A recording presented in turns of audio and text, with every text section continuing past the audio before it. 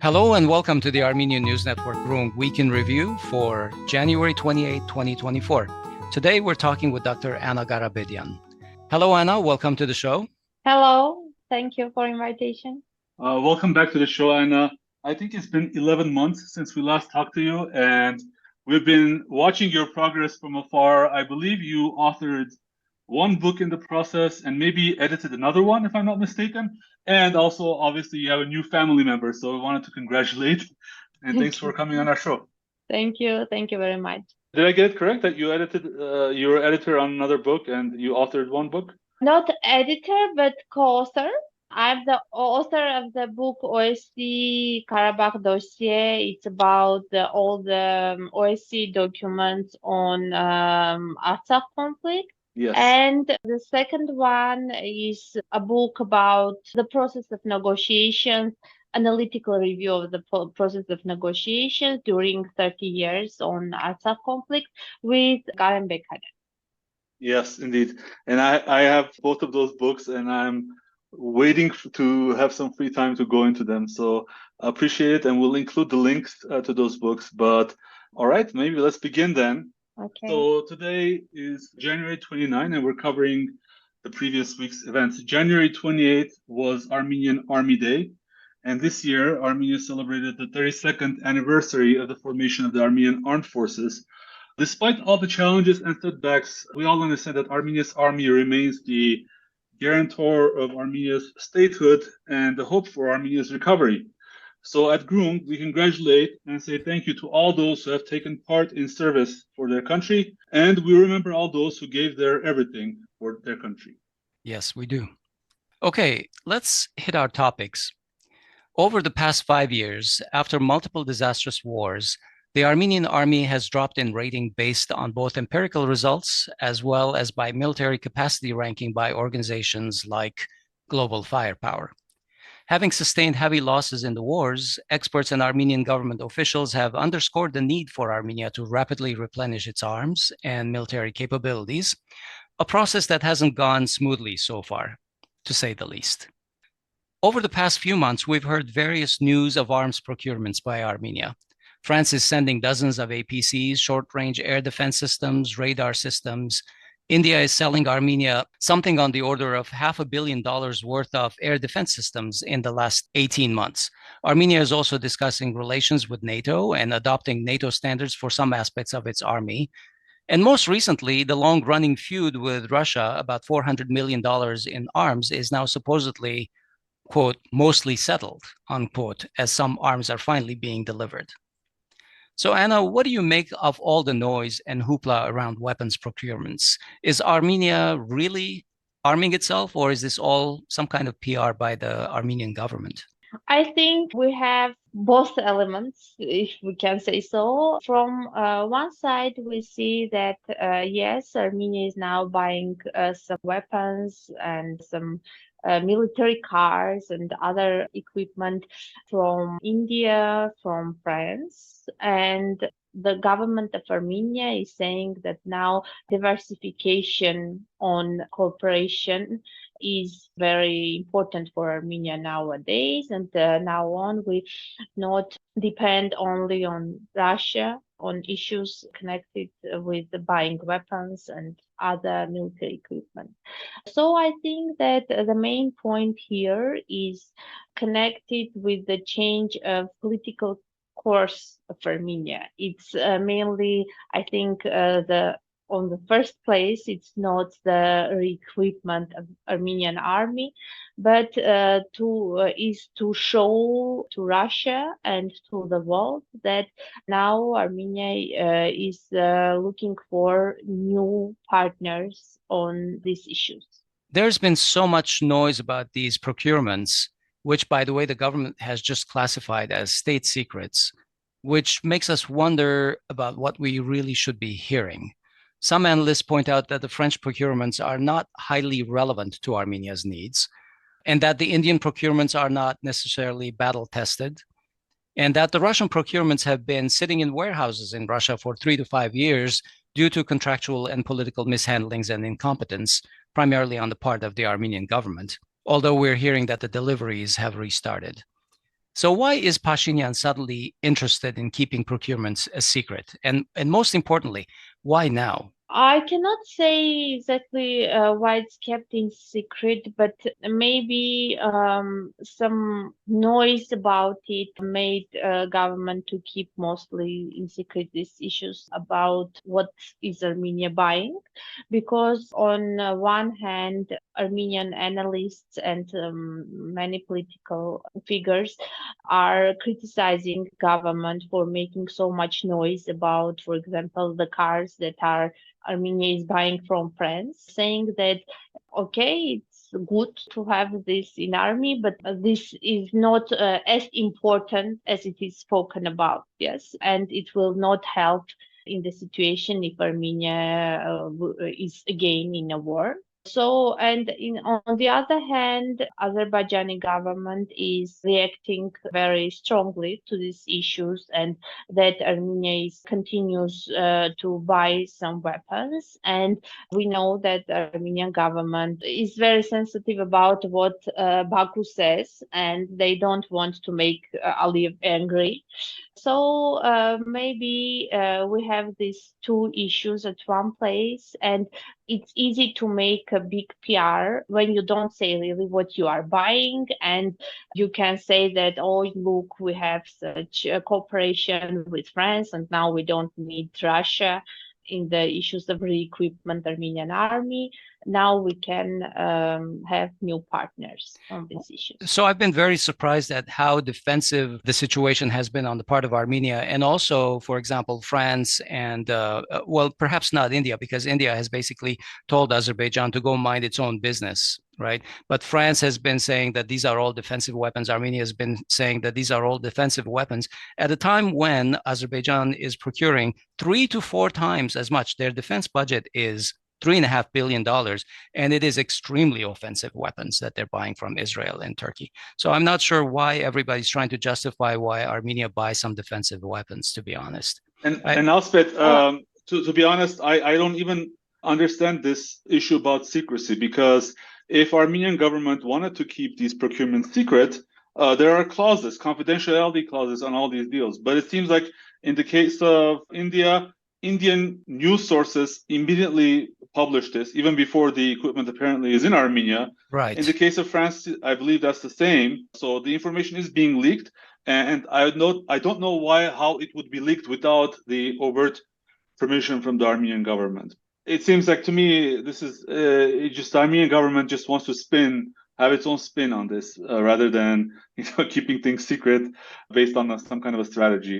I'll not disagree with you, but the issue is now that, as you say, it will not be done without agreement of Armenian government. Unfortunately, now Armenian government has become not a subject but an object of political processes, and now mainly everyone is doing the way it's in their interests, and no one is now hearing what Armenia wants. And so India is trying to solve its issues of PR and showing that now it's a active player in the region and has started the processes in the region. And on the other hand, France also is playing from their interests, and they are... Yes, elections are coming up. Yes, and so they are solving the issues that are connected with their interests. And here we don't see interests of Armenia. I wanted to also, before I forget, I also wanted to mention that the first time we heard about the deliveries of the Bastion vehicles, of course, was through Azerbaijani press, that they made it to Georgia. So it seems like the Azerbaijani press has a head start on Armenian PR as well. But that's in jest. Anna, if I may just go on, military strategists often cite that morale is equally, if not more important than armaments, or even the size of the opponent's army. For instance, I'm going to read a few quotes because I think they're interesting. Dwight D. Eisenhower said, "Morale is the greatest single factor in successful wars." Clausewitz, "Courage, above all things, is the first quality of a warrior." And I'm going to read you another quote. Nikol Pashinyan, he said, "But maybe that was our biggest mistake, that we trusted the army," in talking about the 2020 war. So how is Armenia dealing with morale in the army and trying to improve morale with statements like this coming out of the mouth of the prime minister? The issue is Armenian government trying to improve morale in army or in society? Because we don't see that they are trying to change the morale, or they are trying to encourage people to fight for their country or for their interests. On contrary, we see that they are doing everything to show that Armenian army cannot win or cannot stop Azerbaijani army, and they do everything not to let even political forces of Armenia to speak about returning historical Armenian Artsakh, or to speak about Artsakh and the rights of people of Artsakh. And they are trying not to let to they say that when you speak about Artsakh and interests of Artsakh, or about your historical rights on Artsakh, you are revanchist and you want revenge and you want new war, and this way you are risking Armenia's security, and you are pushing Armenia to a new war. And in this situation, Armenian society is more and more feeling itself sick, feeling itself one that had failed in the war and has no chance to change anything, and must accept everything that is told by Azerbaijan, Turkey, or this government, and we cannot say no to anything. Indeed. Well, I think that if we were to replace the word revanchism every time an Azerbaijani says it with the word demanding justice, the entire sentence would have a completely different sense for Armenians. You know, when they say that you may not demand justice, you may not. Not for the government. But yeah, exactly. So the issue is, the leadership of the de facto leadership of Armenia, not the Armenians. I think that's the distinction here. Mm-hmm. Well, I think that it's important that we keep a pulse on the issues related to army, so we will continue doing that. It's troubling, to say the least, that Azerbaijan has increased its military rhetoric and is insisting that Armenia should not have an army that would be a threat to it in the future. Okay. This week, Pashinyan was in Tbilisi, meeting with Georgian Prime Minister Irakli Garibashvili, who just announced his resignation today, by the way. A strategic partnership agreement was signed between the two countries that encompasses nearly a dozen spheres, excluding defense. Regardless of your political leanings, I think all Armenians place a high value in the improvement of relations with Georgia. But many of us want to know what the real benefits of this deal will be. Additionally, different analysts have differing interpretations of this development. Some claim that this is a step in the direction of pulling Armenia more towards the West, while others underscore that this move will benefit the Iran-Armenia-Georgia geopolitical axis and the economic north-south corridor, strengthening relations with Iran. So my first question, Anna, would be, how should we view this development between Armenia and Georgia, especially as Georgia is making moves towards joining the EU? As you have mentioned, in any case, any progress in Armenian-Georgian relations is good for Armenia and is welcomed by Armenian society, experts of Armenia, as we understand that Georgia is a very, very important neighbor for Armenia in all spheres. Yes, in the first place, in communications, it is very, very important for Armenia to always have progress in these relations. So in this context, of course, any new agreement is very good, and any release of all boundaries that we have is very important for Armenia. And also, maybe it's also connected with some issues that in the last months Armenia had, also connected with our first topic we were speaking about, when they had some problems with transportation of this military equipment and Georgia, but at last they overcame it and the problem was solved. And maybe this agreement is also some way connected with solving these issues in the future.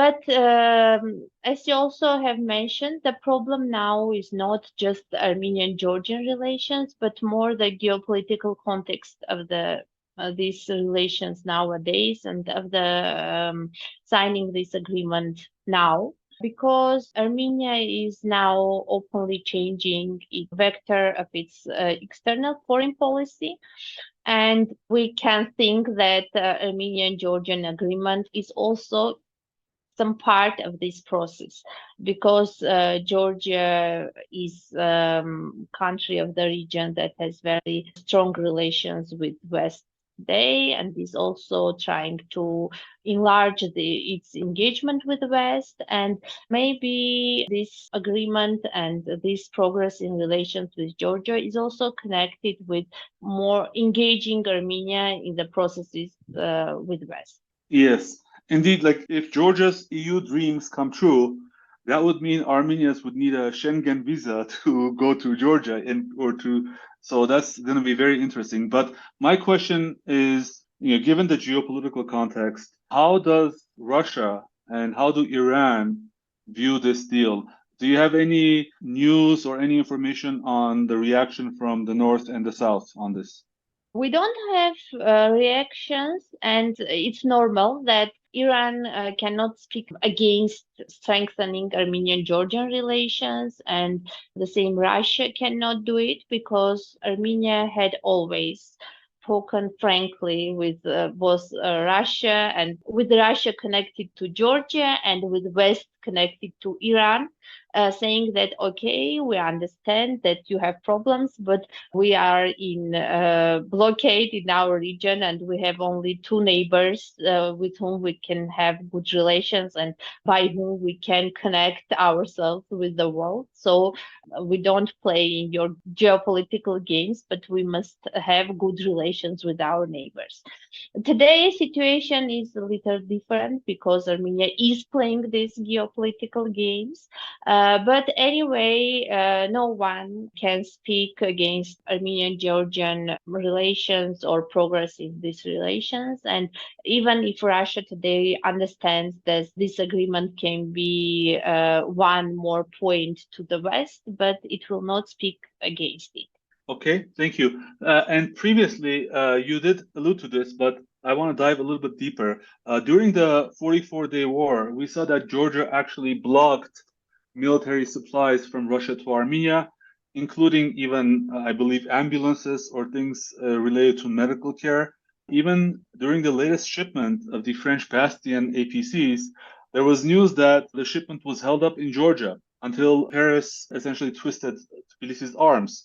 There was an interview recently by Artsakh, who has frequently been on our show, with the deputy editor of Le Figaro, who also confirmed this fact. Meanwhile, while we're seeing these problems with the Western delivery of weapons to Armenia, we see almost weekly that basically Azerbaijan is being supplied through Israel and through Turkey using Georgian airspace without any apparent problems. So my question is, we mentioned that this deal, the strategic partnership deal, excludes defense, but we know that Georgia has a defense cooperation agreement with Azerbaijan. Do you believe that Georgia will prioritize its defense cooperation with Azerbaijan and Turkey at the expense of the Armenian-Georgian communication, especially? So we would like to know, is it possible that Georgia will again interrupt shipments in the future, or do you believe that this deal has elements in it that would address this problem? We cannot have any guarantee that it will not make new problems connected with shipments in future. But the fact is that Georgia is always trying to play the role of neutral player in the region, saying that, okay, both Armenia and Azerbaijan are very important partners for me, and I cannot choose one of you. And so I want to be the platform for your dialogue. And it is also today, Georgia is trying to be more cautious, connected with the issues of West and Russia, not to become a new platform of their conflict. And so I think that Georgia, and both during the war of 2020, Georgia was trying to play a neutral role. And from time to time, there were some problems, but they tried not to speak publicly about these problems, and to always in their public statements, they were saying that they are for peace, and peace is very important for them. Both partners are very important for them, and they helped both Azerbaijan and Armenia to solve their shipment problem. So I don't think that this agreement can guarantee anything for the future, but anyway, Armenian government is trying to earn some guarantees or maybe some new steps that can help it in the process of pushing away Russia from the region, and they see Georgia as a partner. I was hoping that you would say that this upgrade in relations is trying to achieve a more balanced use of Georgia in its north-south orientation as it is in the east-west orientation. I think that this agreement was signed also in this context and to solve these problems, and maybe it will help. Now we cannot say strictly yes, it will help or not, but yes. But anyway, government is doing this with this purpose. Okay. Well, let's turn our attention to our favorite topic. It seems like every week we discuss the Armenian-Azerbaijani negotiations. The status of the so-called peace negotiations between Armenia and Azerbaijan seem to have stalled. And according to Pashinyan, Mirzoyan, etc., the talks have in fact taken some steps back, as Aliyev, Bayramov, and others have made statements that negate what was said in the talks. Azerbaijan has played everyone, leveraging Armenia flirting with the West to extract what it can from all players. And now it is forcing Armenia to negotiate bilaterally, which many analysts see as the worst possible option for Armenia. This past week, after Azerbaijan's sudden accusations that Armenian minefield maps weren't accurate, Armenian officials scrambled and they're working on new maps in order to hand them to Azerbaijan. This sort of came out of the blue, at least for me, in the past week, despite the previous statements that Armenia had passed along all the minefield maps it had access to. Additionally, Pashinyan said that he's willing to give Aliyev even more guarantees that Armenia will not be a security threat to Azerbaijan in the future. And we may discuss this if we have time. Pashinyan's initiative for a new Armenian constitution serves to fulfill demands from Aliyev. Mirzoyan pretty much came out and said that in the press. So how do you assess the current state of negotiations? Is there real regression in the situation? Or do you think that what we're hearing from Baku is post-war macho campaign rhetoric for domestic consumption? Or were the Armenian assurances for so-called peace unrealistic in the first place? What do you think? Of course, Armenian assurances of peace were not realistic, because you cannot have peace when only one of the players really wants peace, but the other player wants war and threatens to solve any issue by using force.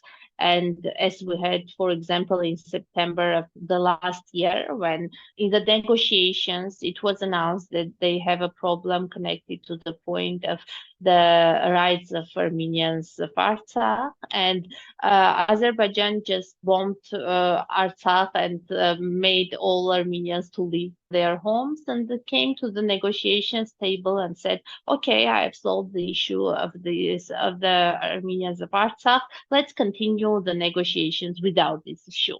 This kind of negotiations cannot bring anyone to the peace. Mm-hmm. And the same thing we have now when Aliyev is making announcements about Yerevan being Azerbaijani city or Jermuk being an Azerbaijani city, etc. These are not just announcements, and these are not just rhetoric for the elections, but this is the politics of the policy of Aliyev, making pressure on Armenian government to give more and hoping that it will gain peace when it fulfills new issues that Azerbaijan is speaking about. And nowadays, I think we really have some regression in the negotiations process because even today, yesterday or today, Pashinyan spoke about his initiative of signing a new paper with Azerbaijan about non-use of force in case the signing of agreement is delayed. And it shows that the hopes of Pashinyan of signing agreement in 1-2 months is now not realistic, and he understands that it's not realistic, and he tries to get some guarantees of not having another war in these months. And the announcement of the MFA of Azerbaijan showed that no one is going to give Pashinyan such guarantees, and they just laughed at Pashinyan's initiative and said that this initiative shows that Armenia is not really the part that wants to sign the agreement, but it is trying to form a new agenda that will stop us from negotiations on peace agreement. Yeah, there have been It's weekly ideas coming out of Pashinyan. So this week, like you said, it was the non-aggression pact. And a week ago, I think he proposed that there should be an arms control agreement maybe between the two countries. Just basically throws out these ideas, and the Azerbaijani MFA usually laughs it off. And Asbed, what's interesting and what's cynical about this is that there was a sort of a internationally mediated point about non-aggression.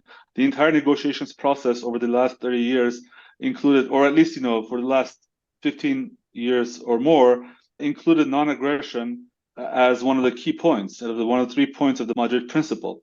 And the same thing about arms control. There was, if you know, there's this conventional forces in Europe treaty that Azerbaijan has violated, every year. Anna, I also wanted, when you said that Azerbaijan thinks it solved the issue of the status of Artsakh, essentially ethnically cleansing Artsakh. What's also cynical about that is that Azerbaijan was complaining that Armenia's response to the peace proposal was very late because, as Artsakh was being ethnically cleansed, Azerbaijan was expecting Armenia to immediately respond to its new conditions. So definitely, I think that we are at a very risky phase in the current, if you can even call it negotiations. It basically seems like a one-way game here, all in favor of satisfying Azerbaijan. My next question then is, Pashinyan says he wants guarantees from Azerbaijan that there will not be any territorial demands, and in exchange, he's willing to give similar guarantees. Again, this seems like another empty wish or empty hope. What guarantees is he talking about, and how can those guarantees be enforced and made realistic? I don't know what guarantee he really wants, because therefore we had the statement of November 10 of 2020, and it was agreement signed by the 3 leaders of the countries, Armenia, Azerbaijan, and Russia, as a guarantee of this agreement to come true. And now we have situation that none of the points of this statement is fulfilled, and even worse, there we had ethnic cleansing in Artsakh, and now the most of the points of this statement nowadays are not actual anymore. And now when Pashinyan is speaking about guarantees from Azerbaijan, it's really absurd, because you cannot believe to the word of a country that didn't even keep its word when it was given in some trilateral format, when there was another bigger country, yes, as a guarantee. And if you sign something in a bilateral format, okay, who will guarantee you anything in case that your partner is not a country that really wants this peace or really wants this agreement to come true, but is a country that just wants you to make everything the way he wants you to do it. So I don't think that today we can have real guarantees from Azerbaijan. And non-format of signing agreement will really guarantee peace for Armenia, because any new demand of Azerbaijan that is welcomed by Armenia and is fulfilled, it gives birth to another demand from Azerbaijan. And I don't think that this process will stop anywhere. Well, the Russians and the West are essentially locked out of mediation. Armenians demand to have the negotiations in the West, or at least in the past have, and Azerbaijan is refusing those negotiations and says that it would like to negotiate either under Russian auspices, or bilaterally. And all the sides have made angry and anxious statements. The Russians continue to invite Armenia and Azerbaijan to sign the treaty in Moscow, but it is evident that what they mostly care about is point number 9 of the November 2020 statement, regardless of the failure of points 1 through 8. Even basic points such as the return of POWs and prisoners and on the principle of all for all, something as humanitarian as that has not been fulfilled. But apparently Russia wants to control the so-called Zangezur corridor, even though by words, it may be called something else. It appears that Armenia is willing to give some kind of a corridor with expedited access for Azerbaijan, and Russia wants to control this, even while Russia says it shouldn't be a corridor. Meanwhile, in the past few days, the Parliamentary Assembly of Council of Europe, PACE, has frozen Azerbaijan's participation for the year, and various EU and NATO officials have been making frequent statements supporting Armenia's territorial integrity, the right of return for Artsakh Armenians, and Armenian cultural preservation in Artsakh. The Greek president and others have been pushing forward Pashinyan's crossroad of peace, which is basically repackaging of the Zangezur corridor. So this is all great, but are all these grand European statements of any value? Everyone we've talked to says that the West has no way of physically assuring the security of Armenia, and the Europeans themselves have said so explicitly in stereo. So what is the value of all their political support while, number one, they continue doing business with our enemy, and number two, they couldn't come to our aid even if they wanted to? This interview with Le Figaro's deputy editor is also very interesting, so we'll link to that, and he admits that himself as well. How could Armenia rely or gamble its security on the words of the Europeans? These statements really have little value as a guarantee of security for Armenia, because it's just enough to look what's going on in Ukraine to see that even in a country like Ukraine that has such importance for them, West said from the beginning of the war that it's not going to fight for Ukraine by itself. Okay, it will help Ukrainians to fight, but they are not going, non-European or American soldier is going to die for Ukraine in this war. So in this context, what Armenian society is maybe in its mind hoping that will happen when West decides to help Armenia in this conflict with Azerbaijan, and what West understands under helping Armenia are two different things, because West will not come to our region as army or as some forces that are fighting for Armenia. Yes, the most thing, the main thing they can do are this. They not can, but they are doing, yes, or they may do, are the statements and are these EU mission that we have in Armenia. And we must not forget that for West, we are just a little point on the map, and their real representative in the region is Turkey. No matter how are their relations, what kind of relations or they have in this point of time, but in general, Turkey is the main representative of West in this region. And the second main issue that is very important to understand is what issue is trying to solve West in this region? Is West trying to come to the region, or is just West trying to move away Russia from this region, or just make some problems for Russia in this region? In this context, we can understand that for the West, today's situation in any case is not very bad, because they have Armenia that is making problems for Russia in the region. They have the negotiation process that was started with Russia, but now it's not realistic to sign anything under the mediation of Russia. So it's different. It's now it's not easy to think that anyone will want to give Russia some control over communications in the region.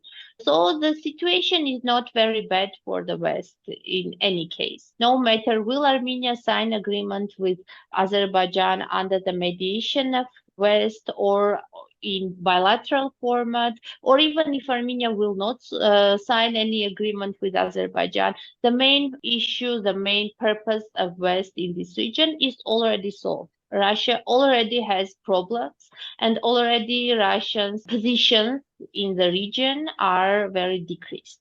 Well, as far as Russia's involvements are concerned, regardless of all the reasons in the world, such as Ukraine or Prague or whatever, and Pashinyan can point to the Russians and the Russians can point to Pashinyan. But the bottom line for us, Anna, is that Artsakh was ethnically cleansed, and this was a crime against humanity. Can we say that Russia also failed us? Yes, of course. Russia failed generally in the region because Russia had very strong positions after the war 2020 as the main mediator of the process and the main patron of the processes going in the region. But step by step, it lost its positions first in political processes, then when peacekeepers were just looking how ethnic cleansing in the region was going on and not doing anything. Of course, they lost their positions, and Armenian society, even no matter what government does or no matter the change of vector is good for Armenia or no, but anyway, Armenian society now has very objective questions to Russia, and no one today really relies on Russia the way society relied on Russia before. And in the coming future, it's different to think that anyone will rely this way again. Mm-hmm. For better or worse, our options are limited, and it seems that many analysts say that Armenia's few choices in strategic partnership, at least in the near future, are in terms of defense, remain Russia and Iran. So, given Russia's continued importance, can this relationship be repaired? Or let me just phrase it another way: what should Armenia do to repair this relationship as much as it can be repaired? To change anything in the relations with the world, in the relations with any country, for the first, Armenia must have another government, another leadership.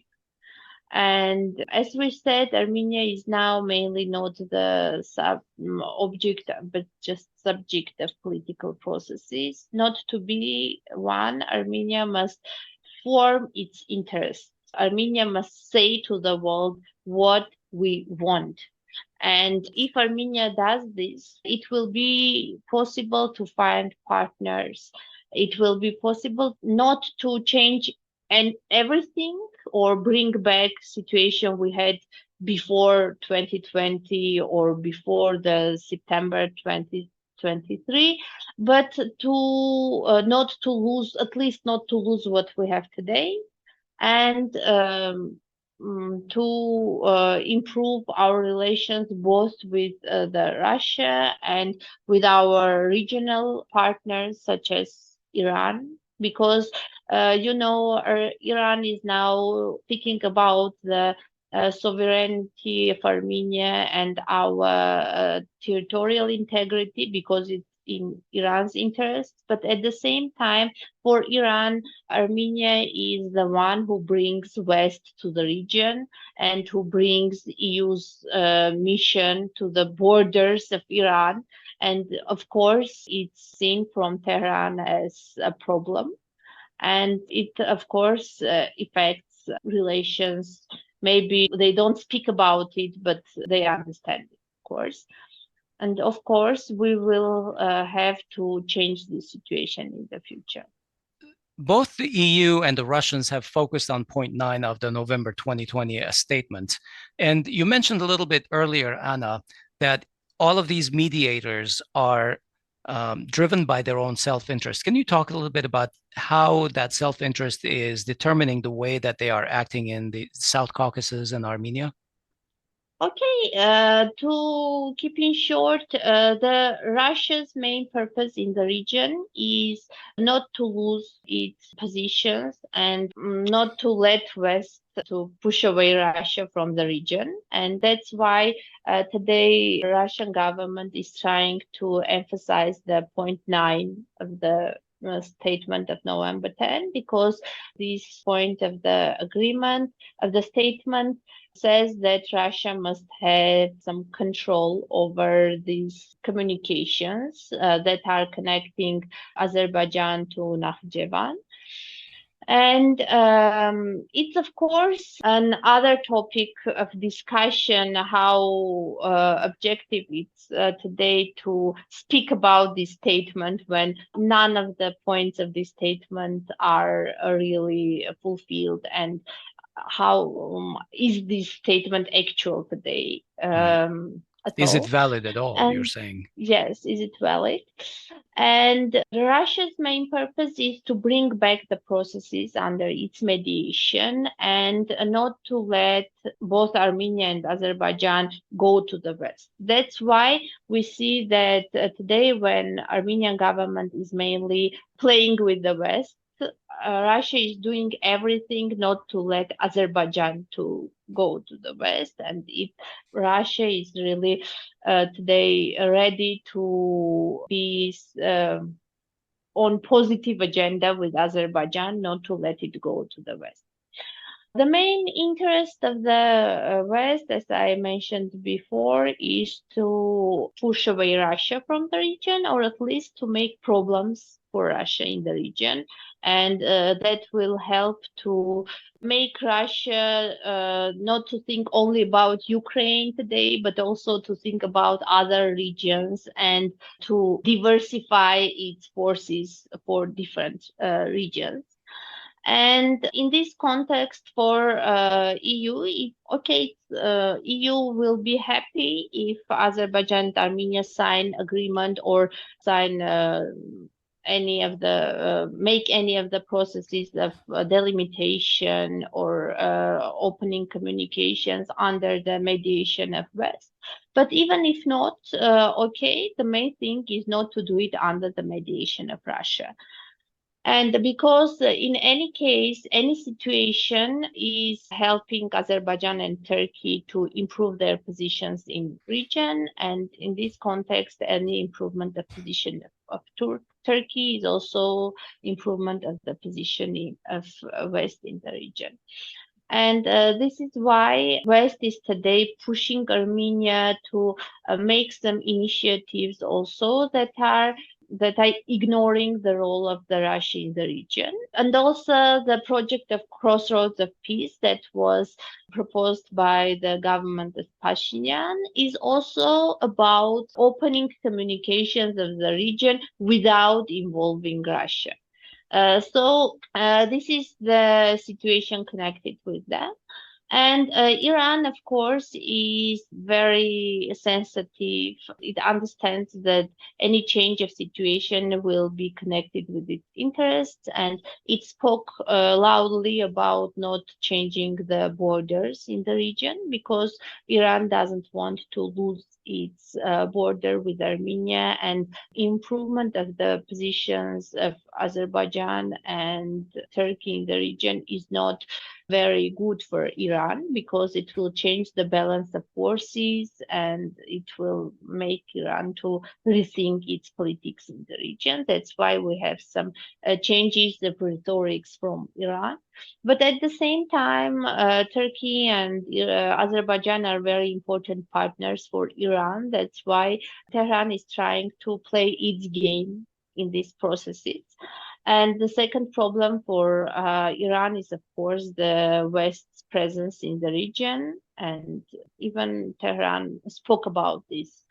And also, when we speak about the West, we must speak, I think, differently about France, because France is, we can say, the only country that is more honest or in these processes, because French people are really feeling Armenia and Armenian people as their partner, as their brothers, and that's why we have from French Senate, we have these resolutions. We had such resolutions also in 2020 when they were pushing their government to recognize the independence of Nagorno-Karabakh Republic.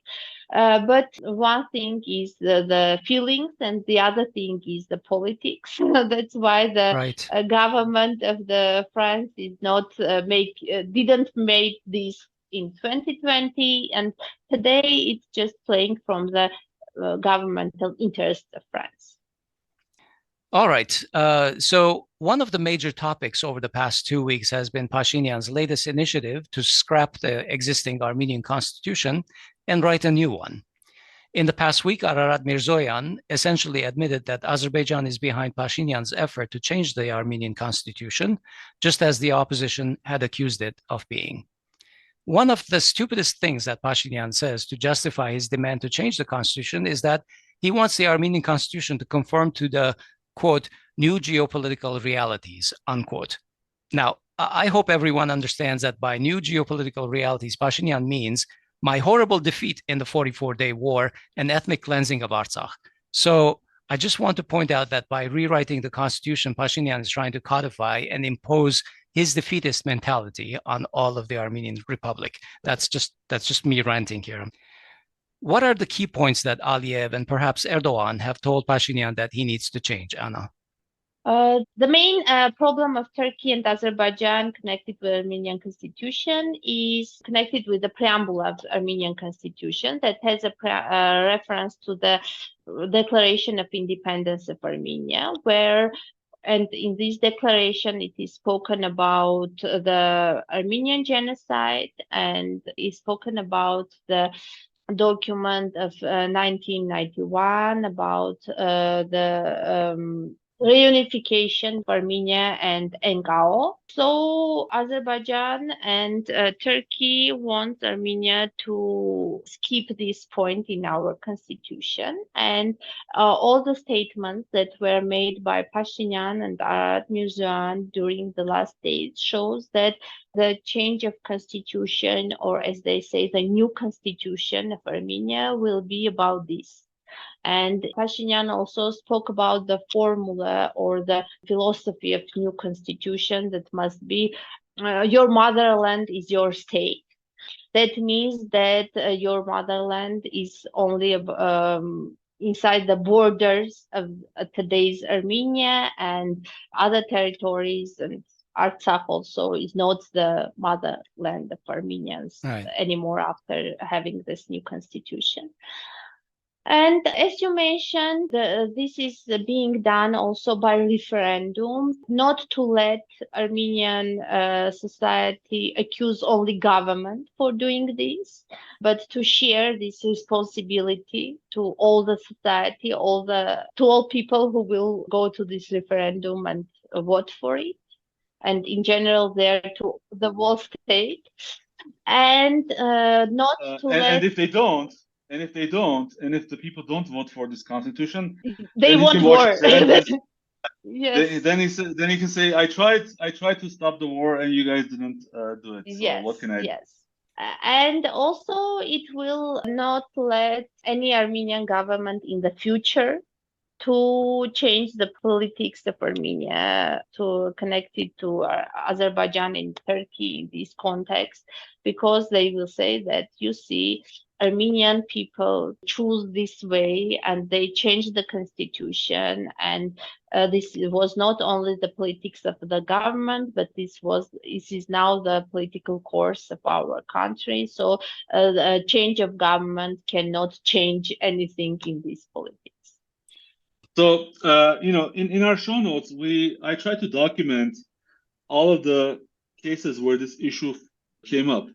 First of all, we know from the 1990s that Turkey has demanded these changes explicitly. I believe Suren Sargsyan talked about his research where, in documents he uncovered these demands from Turkey. But after the 2020 war, we saw increasingly first the Armen Sargsyan saying that, Armenia must move toward the Fourth Republic, and then Pashinyan making several different moves to reform the constitution, although never explicitly saying why. Do you believe that this demand to change the Armenian constitution was always there? And basically, Pashinyan is spoon feeding all these demands from Azerbaijan to the Armenian public, or maybe like an IV drip, drop by drop. Or are these new demands that Aliyev keeps popping up as Pashinyan meets yet another demand? So do you believe that this is basically essentially a long list of demands that Pashinyan is slowly working through, or is this a surprise even for the Armenian government? I don't think it's a surprise for Armenian government because, as you mentioned, Armenian government from the beginning of 2020, they were trying to change the constitution. As you remember, we had also the referendum of the constitution that should be on April of 2020, if I'm not mistaken, and it didn't take place only because of the coronavirus. And at that time, they were not speaking about these geopolitical issues, but many experts were saying that when they come to the question of making some changes of constitution, they will try to change also the preamble of the constitution and bring away these references, because their general politics was about this, yes, about coming up with the demands of Azerbaijan and Turkey. And now they are even speaking about it loudly, because if on the first day Arad Mirzoyan tried to say, oh no, this is not connected with the demands of Baku, for the other day he said, yes, Azerbaijan really had some demands connected with our constitution, and we also gave them some demands connected with their laws.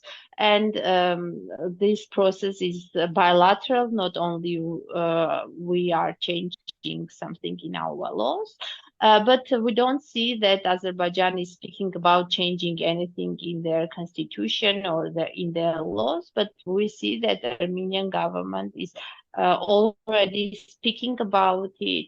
And the interesting thing is that when Pashinyan announced this formula of your motherland is your state, I paid attention to the point that we already have some billboards in our capital in Yerevan, where these billboards are trying to be so social, just clean your city, keep your city clean because your motherland is your state or something. But we see that this is the political technology that is used to make people used to this formula, and they drop by drop, they make Armenian society to think that this is the correct formula for today.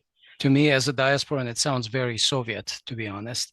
Do you have a sense of what the outlook would be today if such a referendum were put to the public? I cannot say what it will be, but we can say that government will do everything to push its society to the dilemma that Hovik spoke about, that or you go to the referendum and vote for this change, or you are the one who wants a war and if we have war for Azerbaijan, you will be accused for it tomorrow. So they will use this technology to make Armenian people really think that fulfilling this demand of Azerbaijan will bring peace to our region. And then people will say, okay, no matter what is written in that paper, let's go and vote for it, only not to have another war. All right. We're going to wrap up our topics. So I'd like to ask each of you if something is on your mind that you would like to share from the past week. Hovik, what's on your mind?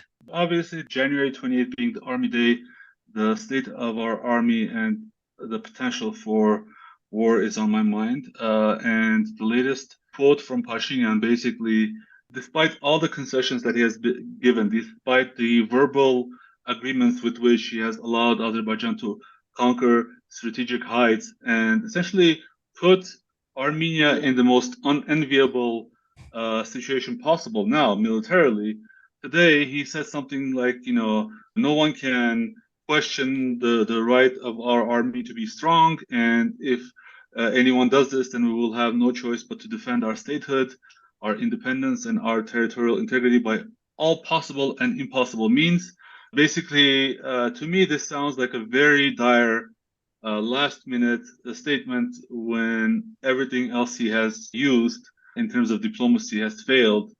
And I'm really concerned about, the potential for military. And I don't say this lightly, but I'm really concerned about the potential for military conflict and our ability to handle it, and going into yet another war with a loser prime minister. Anna, what's on your mind? I was also mainly, the main points came on January 28th, on the day of Armenian Army. And I also had some posts on Facebook connected to my thoughts when my daughter had some event in their kindergarten connected to the Army's Day. And she came home with her words that she was